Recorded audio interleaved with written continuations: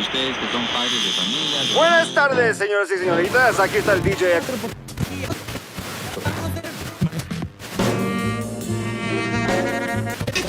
¡Silencio, delincuente! Sean bienvenidos y bienvenidas a Diálogos Mundanos, el podcast de Mundana, revista de filosofía. Para esta semana vamos a tener con nosotros, como ya es costumbre, a Diego Jadán Heredia, nuestro filósofo de cabecera, con quien hablaremos precisamente de epicureísmo. Diego, bienvenido, buenas tardes.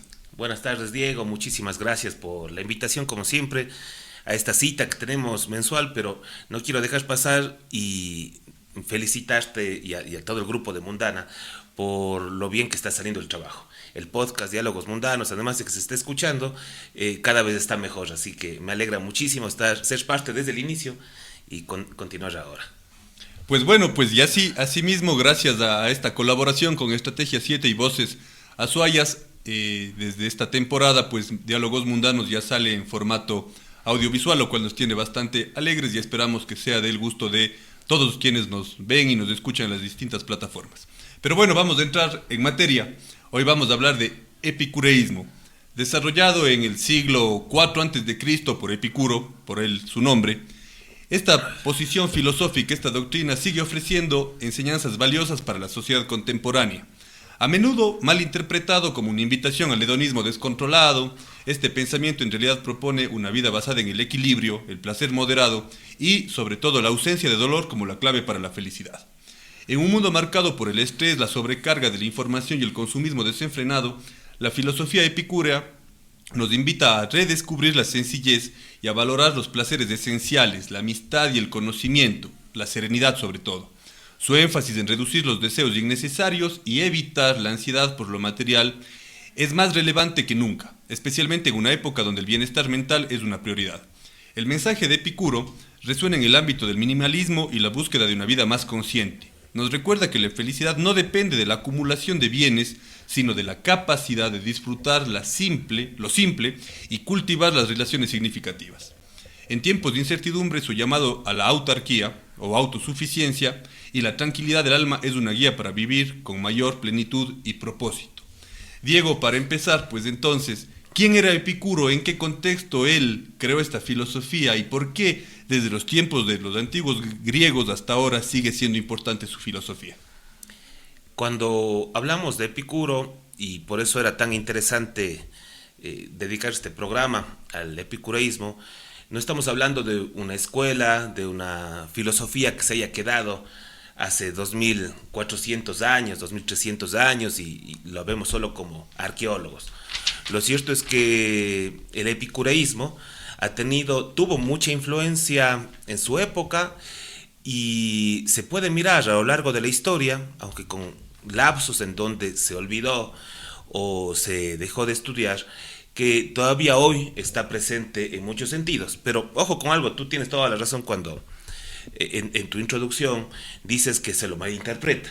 Y es que en el epicureísmo creo que ha habido unas derivas no deseadas del pensamiento epicureísta y de lo que también tiene que hacerse cargo el epicureísmo. Es decir, no se puede dividir el pensamiento filosófico de después cómo se lo aplica. Ahí creo que hay que ser responsables y saber que los filósofos y filósofas no están al margen de cómo después se interpretará. Por lo menos yo creo que ahí hay una responsabilidad.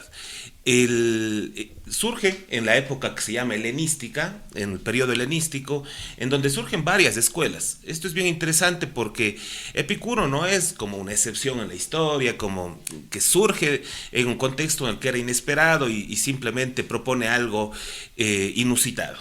No, son ideas que se vienen, digamos, cultivando durante mucho tiempo y que luego llegarán a lo que se conformó como por lo menos 3 o 4 escuelas de esta época, del periodo helenístico, en donde está el estoicismo, donde está el escepticismo, está la escuela cirenaica y también está la escuela epicúrea. Creo que cada uno de estos merecerá algún momento hablar, ¿no? En cada una de estas escuelas, porque es muy interesante, pero ahora que nos dedicamos al epicureísmo, quizá una de las cosas más bellas del epicureísmo es que su escuela se llamaba el jardín, ¿no? El jardín. Y esta idea del jardín me parece que hoy puede tener una importancia distinta. Podemos verle los usos actuales, sus aplicaciones actuales, pese a algo que se dio en el siglo IV antes de Cristo, a cómo hoy, ¿por qué se llamaba el jardín? Si revisamos un poco la historia, el epicureísmo surge, digamos, la escuela estaba ubicada en los márgenes de Atenas. Querían estar lejos de la ciudad. Y además se destacaba porque en este jardín era bienvenido todo el mundo. Y era una cosa que causaba escándalo en la época, el hecho de que ahí puedan entrar mujeres, niños y esclavos, además de los hombres. Y eso me parece que ya es una de las cuestiones que ya en aquella época nos deja ver lo atrevida que podía ser esta filosofía. O sea, podríamos decir que era un poco mundana la filosofía que ellos hacían en su época. Ahora, tal vez cuando una persona escucha epicureísmo, la primera palabra que se le viene a la mente de alguien que ha leído básicamente el epicureísmo es esta palabra de placer, o la búsqueda del placer como la razón misma de la vida. Por eso empezábamos conversando este podcast, señalando que tal vez hay la peor malinterpretación es en esto, ¿no? O sea, en equivocar la búsqueda del placer como el fin último y no la ausencia de dolor. ¿Qué podrías decir tú respecto a esto? ¿Cuál es el fin último de la vida según la escuela epicúrea? Una idea fundamental de Epicuro es que en la época en donde él desarrolla su pensamiento estaba la idea hegemónica era la aristotélica, la filosofía aristotélica, y el fin último del aristotelismo es, como tú recordarás, la eudaimonía. Esta palabra un poco difícil, que la gente que nos escuche, que nos vea, podemos decirle que se traduce como felicidad o como un buen espíritu. Para Epicuro, en realidad el fin último no es la felicidad, sino el placer. Ahí se ve algo que marcará la época y además será muy importante en la modernidad, y es que él es un empirista. Él va más allá de la pura razón y dice, nosotros si algo podemos comprobar empíricamente es que las personas buscan el placer y huyen del dolor. Y por lo tanto, a partir de eso tenemos que pensar éticamente. Pero aquí a mí también me gusta algo que no se suele hablar mucho del epicureísmo, pero no solamente plantea una ética, sino una estética. Una estética, cómo debemos comportarnos, las formas en las que lo hacemos, y que algo tiene que ver con la introducción que tú hacías, ¿no? Esto del minimalismo es una estética, es cómo enfrentamos la vida cotidiana, que a su vez es una comprensión del mundo y una comprensión de uno mismo.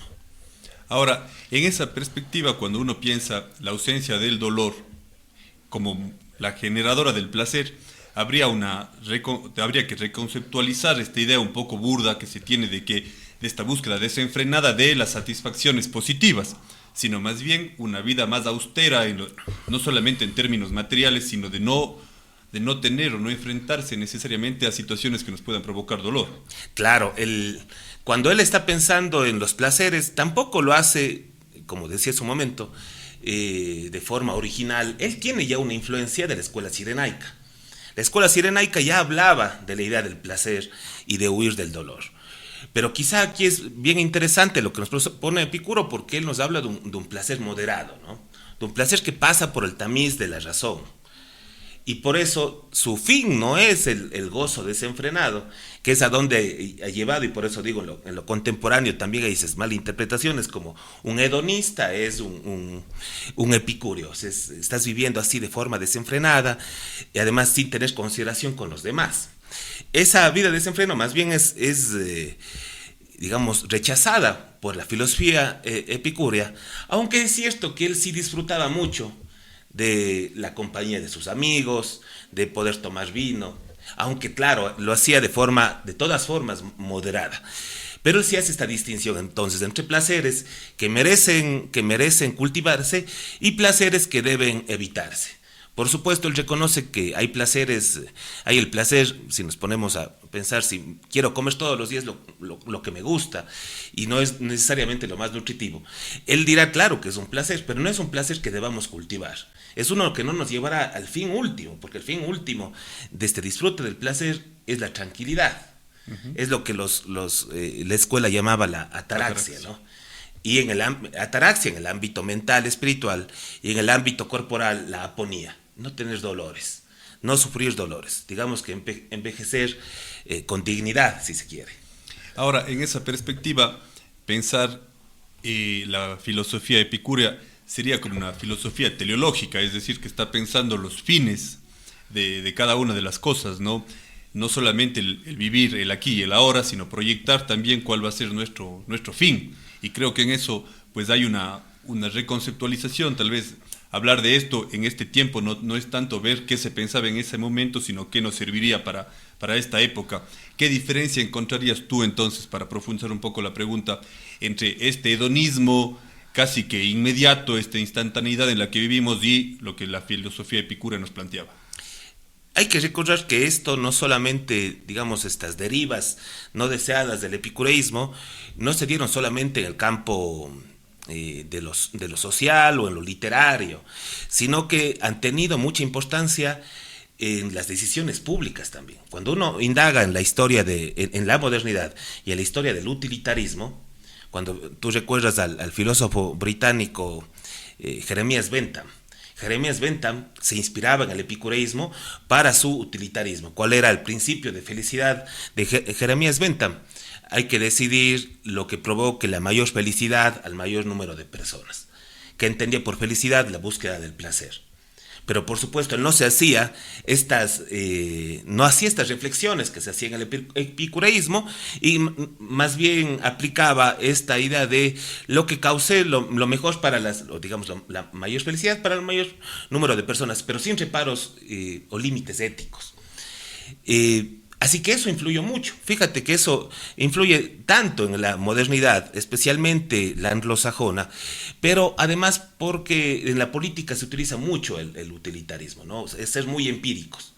Pero digamos que ahí está solo una cierta forma de epicureísmo. El famoso pragmatismo, digamos. El famoso pragmatismo. Pero claro, Epicuro no estaba pensando en eso. De hecho, una de las características del epicureísmo y las otras 2 o 3 escuelas que surgen en la misma época es como se suele llamar, repliegue sobre uno mismo.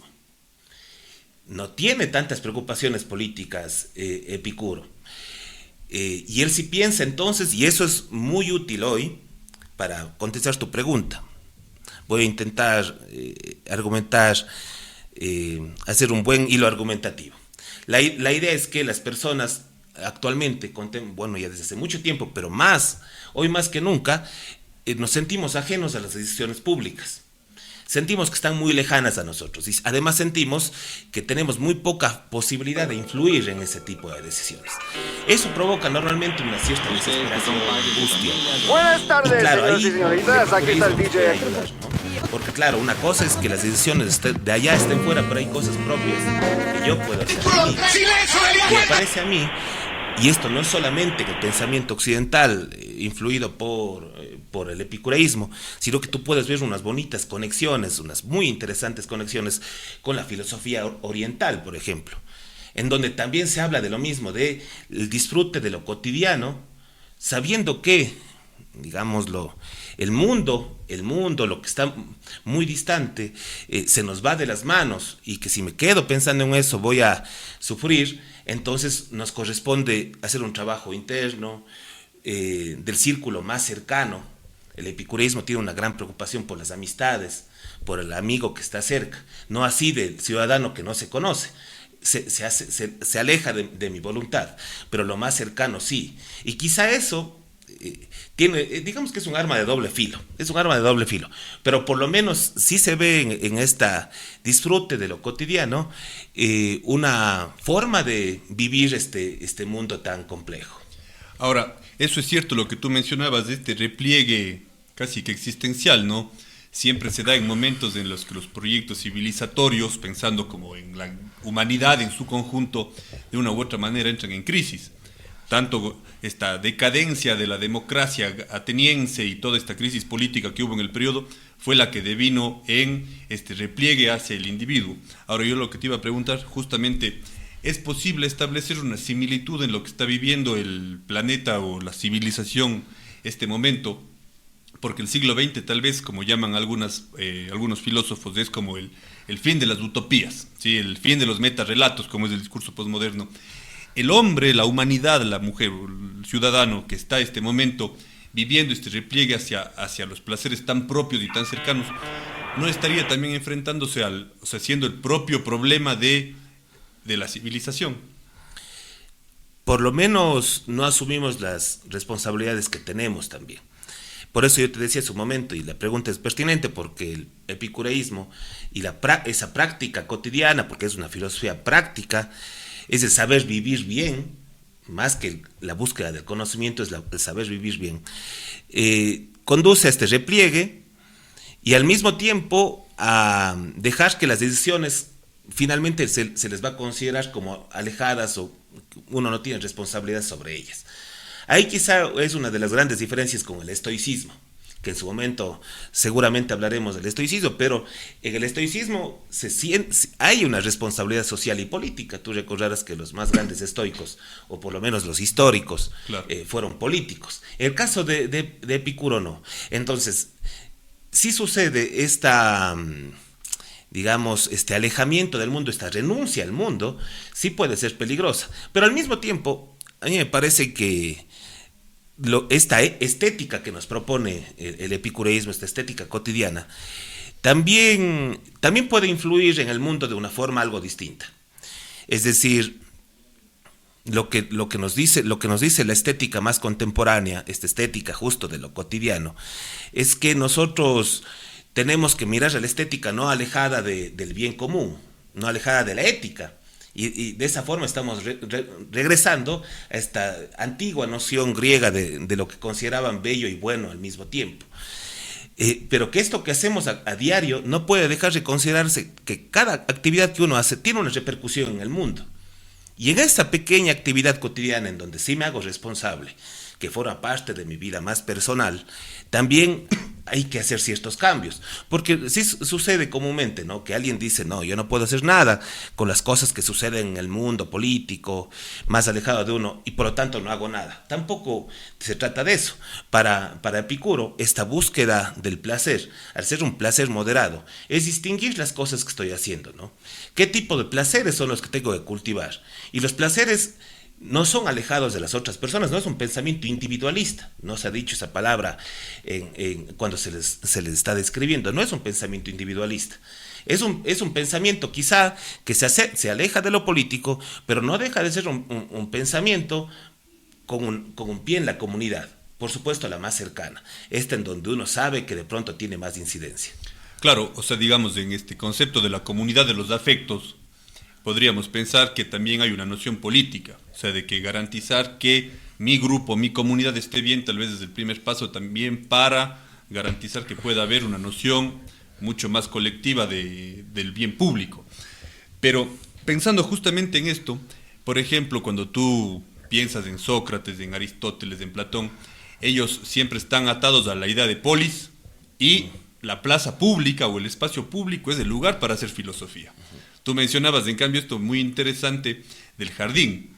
Epicuro tal vez se alejó muchísimo o su intención era alejarse de la plaza pública y más bien llegar a un lugar mucho más natural. Hay una conexión también entre el pensamiento epicúreo y la posibilidad de encontrar espacios como válvulas de escape de lo público o de la discusión. Quizá voy a dar un rodeo para quizá dar una respuesta a esta pregunta. Epicuro fue influido por la filosofía de Demócrito, y Demócrito es uno de los padres del atomismo. La idea epicureísta es que el mundo toda la realidad está conformada por átomos y vacío, átomos que constantemente se mueven y dan diferentes formas, y por lo tanto por eso Epicuro dice no hay que temer a la muerte, porque la muerte es simplemente pasar de un estado al otro. Es cierto que se deja de existir, pero eso tiene que pasar.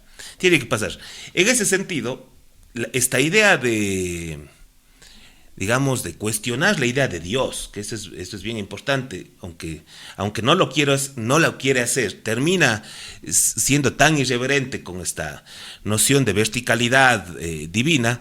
Es cierto que en esta argumentación que él hace de que somos solamente conformados por átomos y vacío, y que por lo tanto toda la realidad es importante, no solamente yo, porque todos somos eso mismo, incluso los dioses, porque él no niega, por lo menos en teoría no niega, seguramente no creía, pero en teoría no podía no decirlo. nega, exacto, pero él no negaba la existencia de Dios, decía Dios también está formado por átomos, todos somos igualmente conformados por átomos. Entonces a mí me parece que esa propuesta que él hace, que también rompe, aunque siga la línea de Demócrito en la época, pero tiene mucha importancia esta idea irreverente frente a lo que sucede, también marca una distancia sobre cómo entendemos a la polis en relación con el resto del contexto.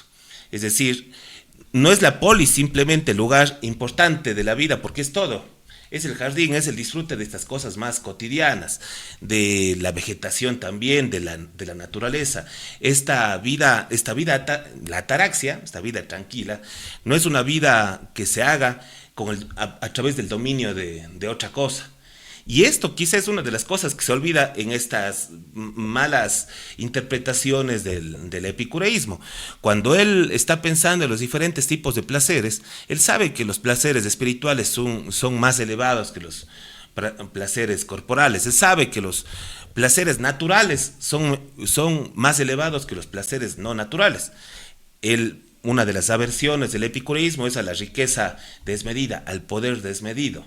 ¿Por qué? Porque conformarse con eso es estar yendo por el camino que no lleva a la ataraxia, lleva a la intranquilidad, lleva al egoísmo, no lleva a preocuparse por los demás.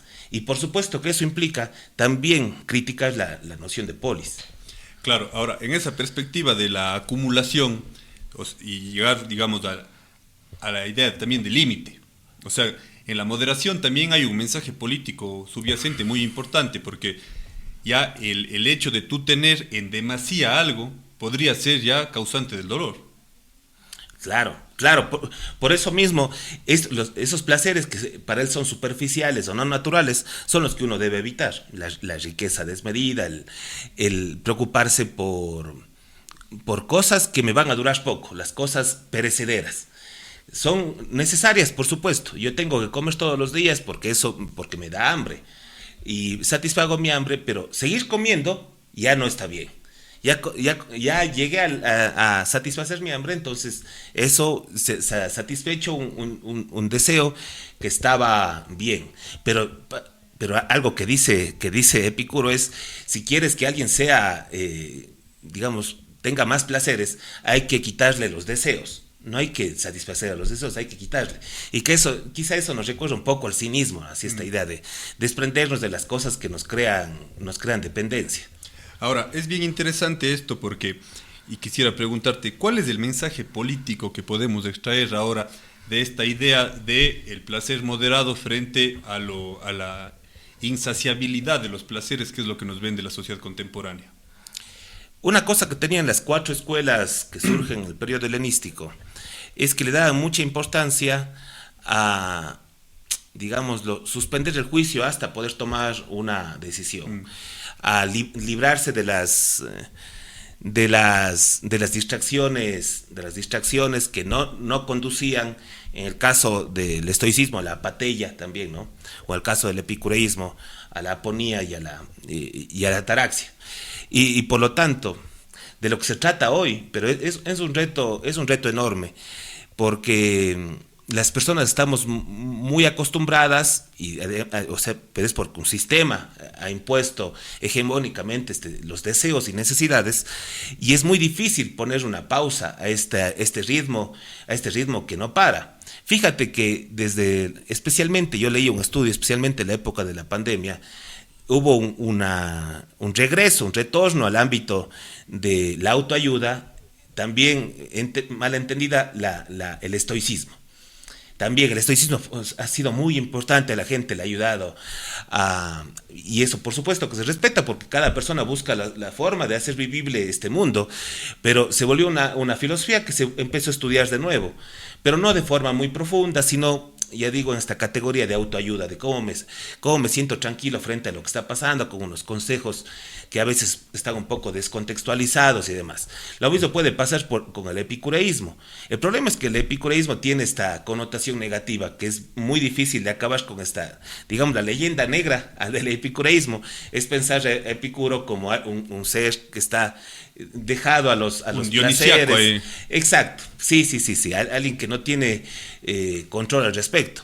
Pero digamos que si uno se lee, se toma el tiempo para leerlo con algo de profundidad, y eso que no es mucho lo que nos dejó Epicuro, pero sí hay bastantes libros serios de interpretaciones de Epicuro, yo creo que se puede encontrar estas soluciones prácticas, porque eso es cierto, es muy mundano en ese sentido la filosofía epicúrea. Es cierto que también critica mucho la filosofía elitista, y ahí se acerca a nosotros, a la filosofía mundana, porque lo que intenta es dar unos consejos prácticos, y yo creo que si es que las personas leen con más detenimiento, podrán encontrar ciertas herramientas para, en la vida cotidiana, disfrutar de forma distinta, y quizá eliminar de nuestra vida ciertas cosas que, en realidad, placeres que son corrosivos, placeres que afirman la muerte y no afirman la vida. En ese sentido, uno siempre que está hablando de Epicuro va a encontrar la palabra placer, y ya hemos hablado un poco de eso, pero bien decías, la búsqueda del placer es evitar cualquier forma de dolor, es decir, lo placentero es aquello que me permite privar, más bien dicho, que no me acerca al dolor. En la filosofía epicúrea, ¿qué es el dolor? ¿O qué puede pensar una persona cuando escucha alejémonos del dolor? Como el epicureísmo es un empirismo, parte de los sentidos, es lo que a partir de los sentidos, de cómo se transmite a través de nuestros sentidos, lo que nos causa dolor. Y por eso es crítico el epicureísmo cuando piensa, y además lo fue en su momento, fue en su momento muy criticado además por los ámbitos religiosos, porque el dolor no parte de una cuestión psicológica, digámoslo en términos así muy prácticos del pecado. No es eso lo que va a causar dolor. Eso es que estoy yo engañándome, estoy teniendo un espejismo de dolor. En realidad eso no es, tengo que saber, digamos, pensar bien, razonar bien a partir de qué estoy yo teniendo temor, teniendo dolor, y eso es a partir de cómo sentimos. Aquí hay una cosa que suele recordarse, es que en el pensamiento judaico, fíjate la mala prensa que tenía Epicuro, a los herejes se les llamaba epicoros. Epicoros era el hereje, y por lo tanto es quien duda de Dios, pero es cierto, el dolor no es cualquier tipo de dolor, y siempre tiende a ser muy corporal en eso, a partir de nuestros sentidos.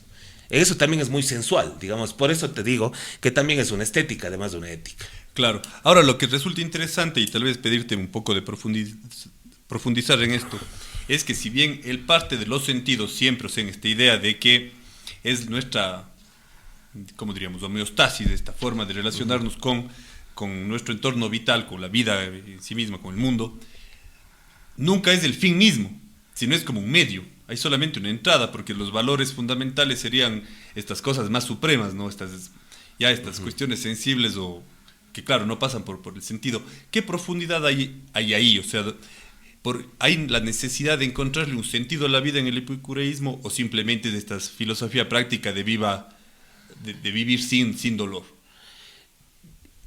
Lo que pasa es que el momento en el que el epicureísmo piensa en el dolor como esto de lo que el ser humano debe huir, y el placer, pero no de cualquier forma, sino un placer moderado, lo que intenta es darte ciertas herramientas, por eso son herramientas prácticas, que nos conducirán a lo largo de la vida a poder llegar a este estado más de mayor tranquilidad.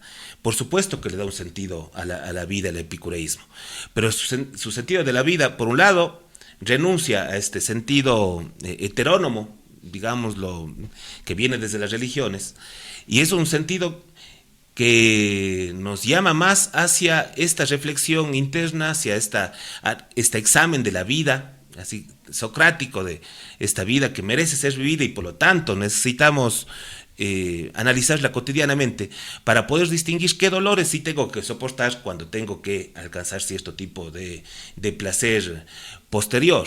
No quiere el epicureísmo, y en eso es muy crítico cuando se lee las cartas que tiene, los consejos que da, no quiere conducir a las personas hacia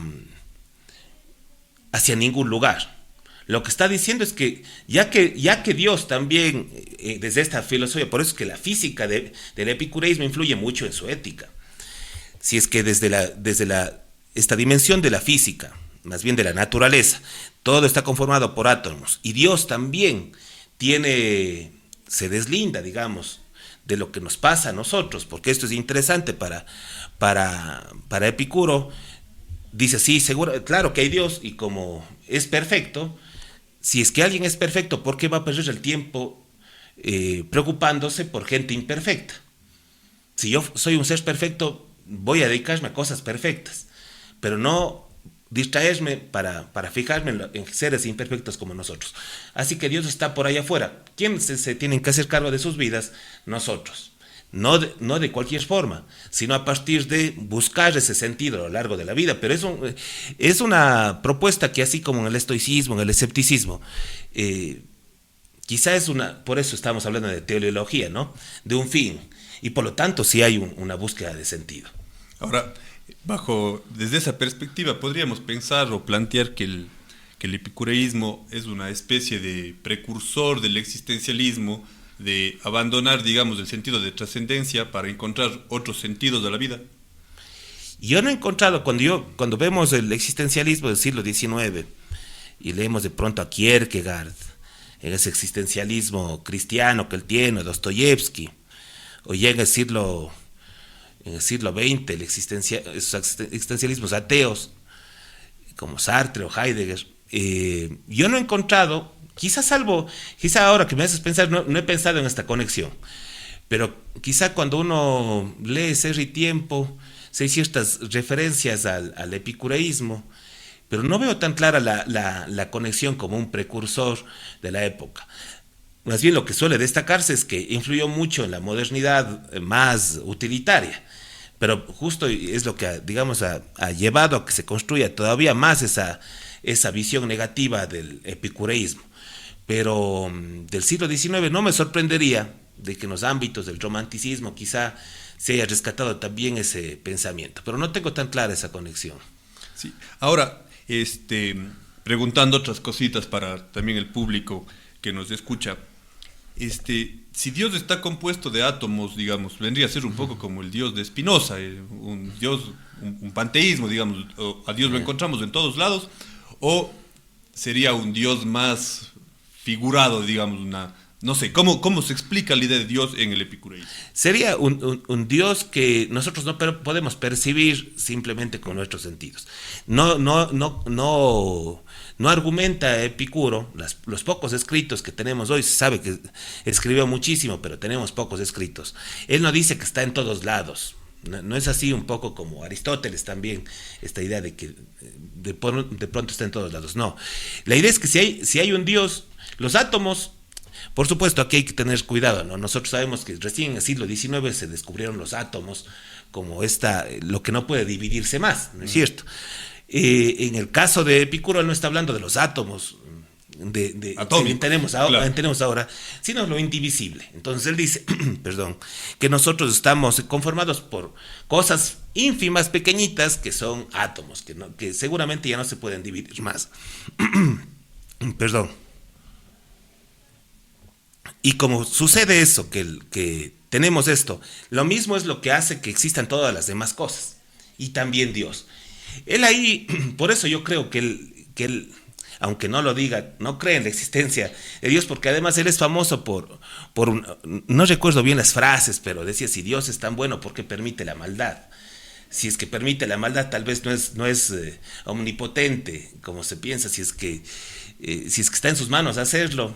Y si es que no está en sus manos, entonces no es Dios. No recuerdo bien las frases, quizás claro. Tú, Diego, recordarás, pero estas frases son famosas. Esta crítica, la idea de un Dios que es el que nos está protegiendo.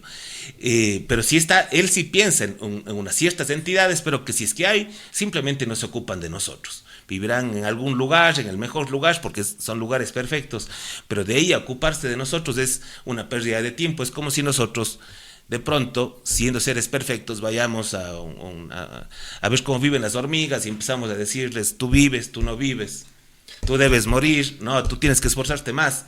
Siendo un ser perfecto, ¿por qué tendría que hacer eso? Algo así nos dice. Claro, resulta interesante porque, claro, todo lo que tú mencionabas de esta mala prensa, digamos, que ha existido durante estos 25 siglos de filosofía, tiene que ver mucho con atar, digamos, la filosofía o las posiciones filosóficas también a su funcionalidad que tienen con el poder. Sin lugar a dudas, el epicureísmo fue una filosofía transgresora del poder. ¿Qué pensaba o qué pasaba en ese tiempo? ¿Por qué crees tú que hubo esta dinámica de acusar al epicureísmo con esto, de asociarlo a la herejía o de asociarlo a posiciones que no necesariamente están bien, digamos, en el canon oficial de la época? Si nos trasladamos al siglo IV antes de Cristo, era muy bien visto que una persona tenga riqueza y que una escuela se reúna en el jardín, que es el lugar más natural del mundo, no en una mansión, sino en un lugar más mundano, que abra las puertas a mujeres, niños y esclavos, y que en su distinción de placeres diga que el placer del dinero es un placer, digamos, no adecuado, al ser no es natural. Por supuesto que genera un gran problema para el sistema, porque además es una escuela que tiene fama en su época. Y hay gente que le sigue, hay gente que sigue escribiendo en la misma línea del epicureísmo. Y en la misma época surgen un montón de textos que según he leído, un montón de textos que se le atribuyen a Epicuro, en donde le hacen decir a Epicuro un montón de herejías, ahí sí, ¿no? Directamente, que no existe ningún tipo de Dios, que hay que vivir de cualquier forma. Y claro, después solamente cuando se hacen los estudios rigurosos se dice, no, este tipo de escritos no va con los escritos que son legitimados de él. Y claro, la época era una época en donde la idea de la riqueza no podía ponerse, por poner uno de los ejemplos, no podía ponerse en entredicho. Y por eso, al igual que otras escuelas de la época, este tipo de renuncia al mundo es también una renuncia al poder, una renuncia al dinero y también ahí una renuncia a la obediencia, porque ya no te interesa tanto ese tipo de lucro.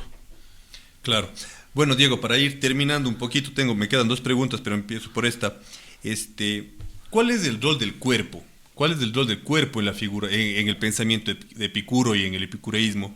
Porque generalmente cuando tú piensas en la filosofía clásica, digamos, de Platón, Aristóteles, Sócrates, ellos están pensando mucho más en el alma, están pensando en cuestiones mucho más metafísicas, en cuestiones mucho más trascendentes, pero tal vez en esta noción de no sentir dolor o de buscar el placer, hay una recuperación del cuerpo, de la carne humana como algo importante. ¿Y eso qué trascendencias ha tenido también en la filosofía que tenemos hasta ahora?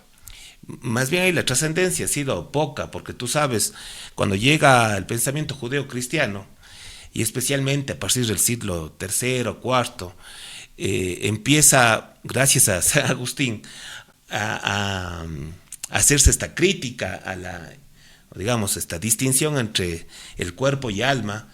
El cuerpo como es lo perecible, es lo que se daña, lo decadente. Esta idea que es muy importante y que lo ha sido hasta la época, es decir, hasta hoy, por supuesto siempre excepciones y dependerá de las culturas, pero en la época griega no sucedía eso.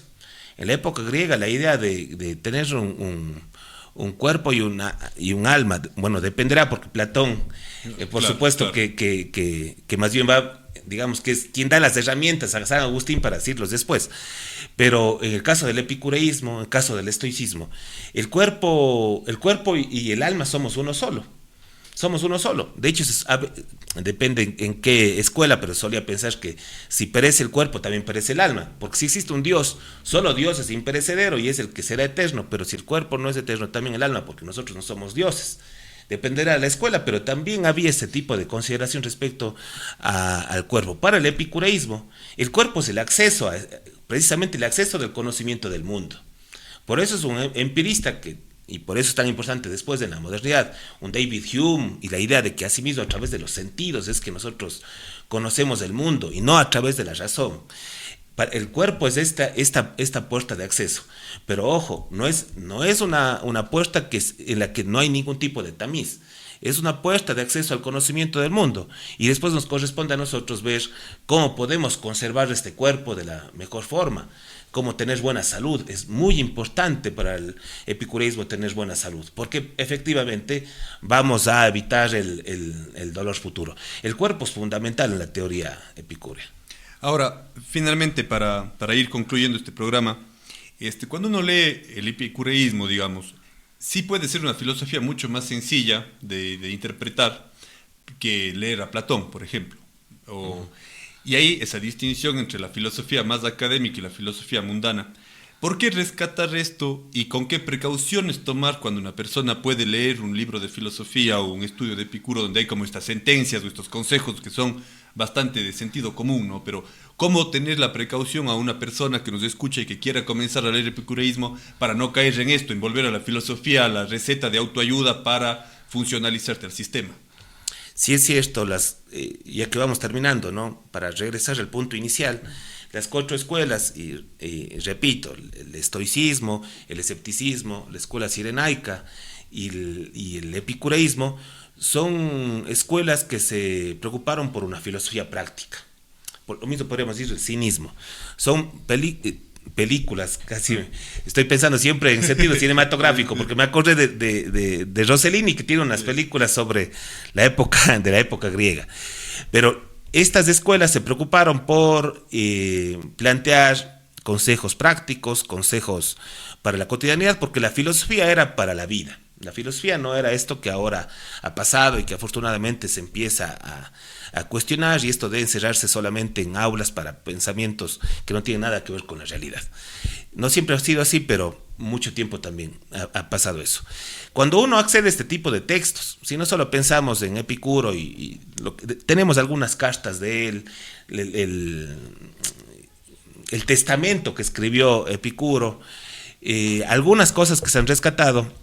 Es lo mismo que cuando uno lee de pronto las meditaciones de Marco Aurelio. Uno tiene que, en efecto, leerlo primero a la luz de su tiempo. Hay ciertas cosas que nosotros nos podemos dar cuenta que ha pasado mucho tiempo desde que se escribieron, y hoy hay muchas cosas que se sabe que no funcionan tal como se pensaba en aquel tiempo. Estoy pensando en la idea de cómo funciona nuestro cuerpo, cómo influye nuestra alimentación y todo lo demás en cómo pensamos, y que en ese tiempo todavía no se pensaban esas cosas. Entonces sí, cuando uno lee este tipo de textos, yo creo que no, por un lado no hay desperdicio, porque son textos, por un lado, que son claros. Por otro lado, te ayudan a saber cómo es el pensamiento de otra época. Pero también puedes hacer una cierta relación con cosas que te pasan en la vida cotidiana. Si es que estás con dudas sobre esto, siempre servirá leer la revista mundana, escuchar nuestros programas, estar pendiente de las cosas que hacemos, porque intentamos quizá de alguna forma hacer que este tipo de libros o de obras puedan ser un poco más contextualizadas. Es cierto que no es un trabajo simple, es un trabajo que toma tiempo, pero como todo lo bueno, como todo placer moderado, toma tiempo. Bueno, Diego, muchísimas gracias. Siempre nos quedan muchas preguntas. Anoto un par para hacer y voy sacando más, no sé, pero de eso se trata la filosofía, y sobre todo esto que tú has dicho, la filosofía práctica no solamente es tratar de buscar sentido, sino de desarrollar una posición política ante la vida, de que la filosofía no sea solamente hablar difícil, y creo que es lo que han coincidido muchos de los panelistas que hoy nos acompañan.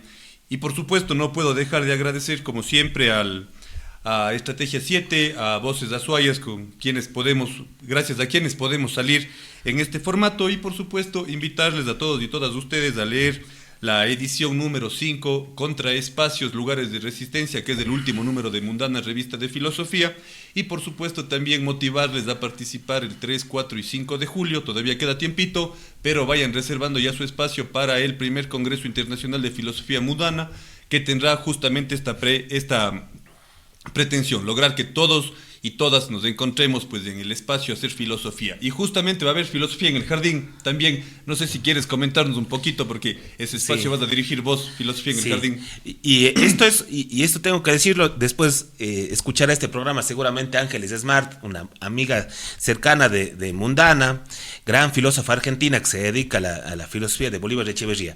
Y ella está estudiando, y por eso tengo que mencionarla, Ángeles está estudiando el jardín o aplicar ciertos conceptos de Bolívar Echeverría al jardín, porque ella ha descubierto en su vida que la cercanía a la huerta, al jardín, a las flores, le ha cambiado muchas cosas desde su perspectiva de vida. Y para ella misma ha sido sorprendente. Entonces, cuando en el marco del Congreso, el 3, 4 y 5 de julio, el último día vamos a dedicar un espacio a lo que llamamos el Jardín Filosófico, y que será en el CIDAP, con compañeros filósofas de varios países que nos visitarán, y haremos una reflexión que tendrá justo ese marco, recordando un poco a Epicuro.